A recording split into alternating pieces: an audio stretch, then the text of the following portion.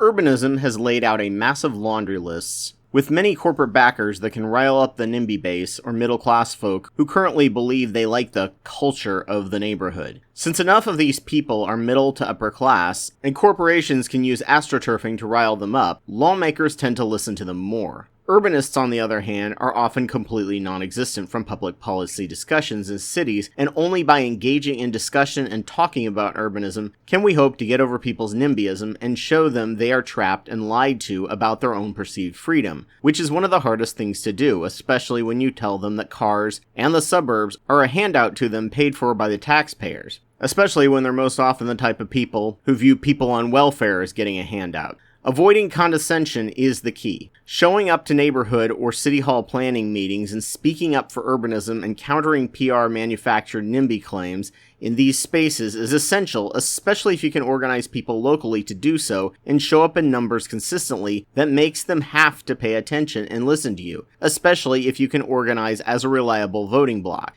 Getting around NIMBY's fears can be mitigated in many ways if you are both sincere and not condescending and actually take their concerns into account and listen to their issues. Some simple things can keep the integrity of a neighborhood while densifying. My neighborhood has an old German-style aesthetic, and all new residential buildings require that kind of facade, and it works, making the place feel cohesive and traditional. Enforcing an existing aesthetic, or creating a new one if there is none, can create new beauty in cookie-cutter areas like the suburbs that will improve the view instead of creating an eyesore that many apartment complexes bring, which is what they fear. The biggest problem with this section is it's very fact-dense, as unless you discuss all of it at once, people will go, well, what about this case? So you have to discuss other parts to head off these counters. PR is designed to simplify as much as possible for quick, easy sound bites and simple facts that get stuck in your head, even if they're devoid of true context. That's why this section took me a whole month to write and get started publishing, because I wanted to make it as direct and simple as possible to understand without missing many key ingredients needed to fully understand the scope of the problem and issue. And many of these pieces need to be advocated for at the same time, because going all in on one piece might have little impact, or in some cases appear to do more harm than good, as opposed to growing all of it together, and the whole becomes greater than the sum of its parts. If enough of these people can organize in a larger state policies such as funding rail and public transit, as well as changing the tax code, both school and property, and wage problems that increases commuting time. Simplifying and piecemealing into sound bites with this full larger context of other facts will be the job of the people organizing for change, and the now many more YouTube urbanists out there.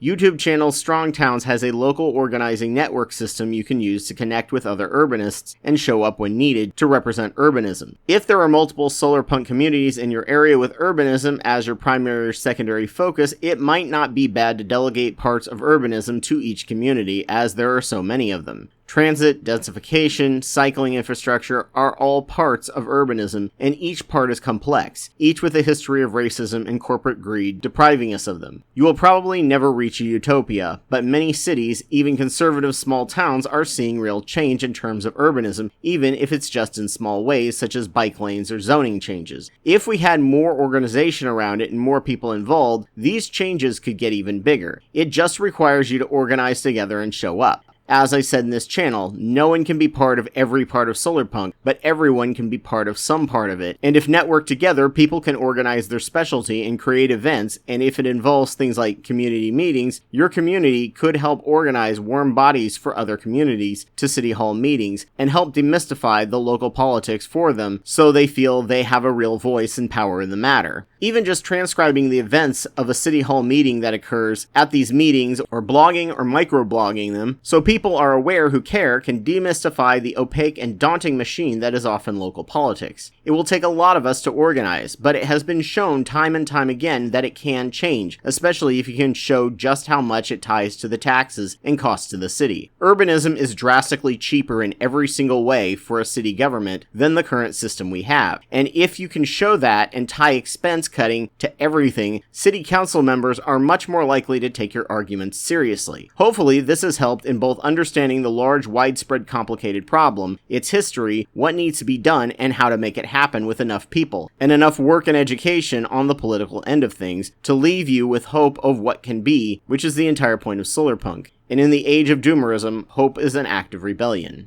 Thank you for watching. Please like, subscribe, and share. If you wish to be a part of this project, or want your Solarpunk art displayed discussing any of our main points of focus, please send everything to solarpunkusa@proton.me. There is also a Patreon link for my main channel if you like what I'm doing. For the first section involving community building, this channel will be run directly by myself. After that point, I hope to make this a collaborative project with many people involved, including voice, information, and editing, to make this a robust channel that can spread and grow.